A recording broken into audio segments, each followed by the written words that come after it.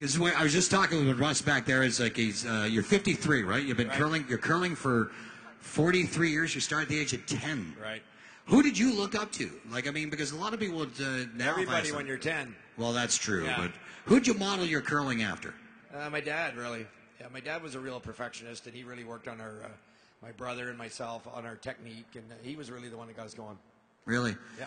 Now, if I go to Steve, then who was your idol? Now, was it your dad growing up, or is it just you? Because you come from such an extensive family of curlers.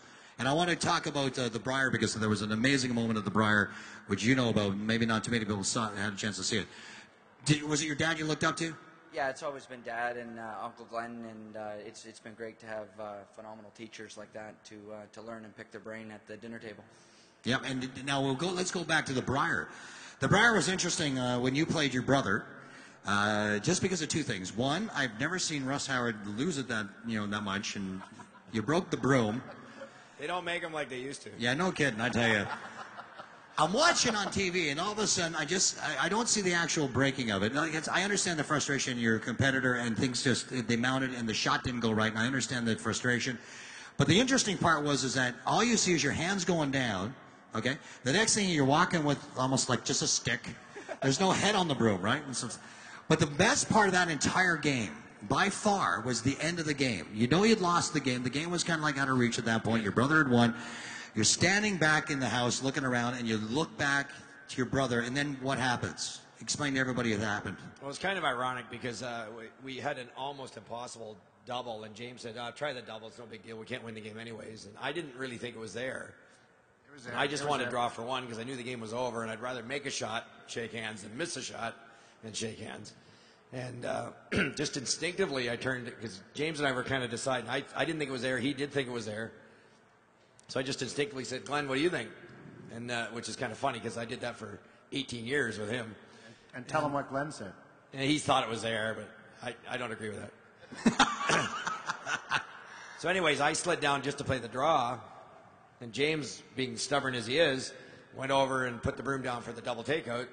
So Glenn, being the good vice that I always remember.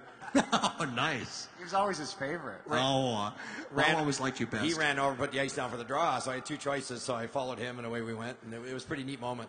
It was really wild watching it. All of a sudden, you just see Glenn putting down the broom for your target. Yeah.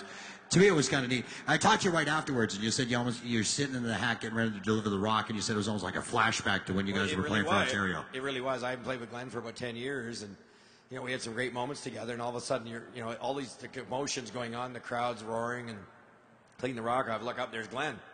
It was kind of weird, and got my son sweeping, my brother holding the broom, and it doesn't get much better than that. And I made the shot. No thanks to Mr. Grattan over here. Yeah, he came running out, trying to distract me halfway through. It happens. Now, Glenn, I know your voice is feeling a little wonky, and actually, it's really kind of funny. When we do the Briar, most of the times we put bets on. When is Howie going to lose his voice? That's when see how far it goes. But I understand that Steve, you do a really good, and I got you to do this years ago, a really good Russ Howard impersonation.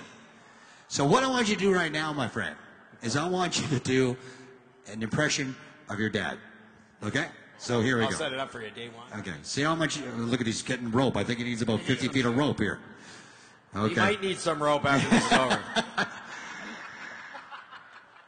Okay. Here we go, folks. Okay, this is Dad at day one of the tournament. Closer. Okay, day one of the tournament.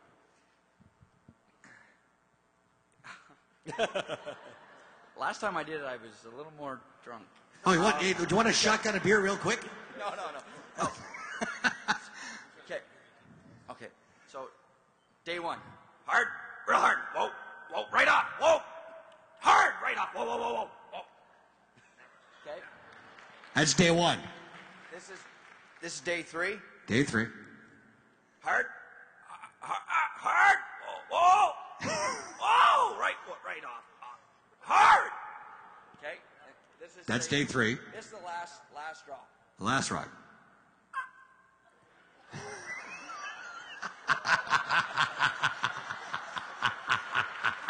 There you go. Russ Howard in a nutshell.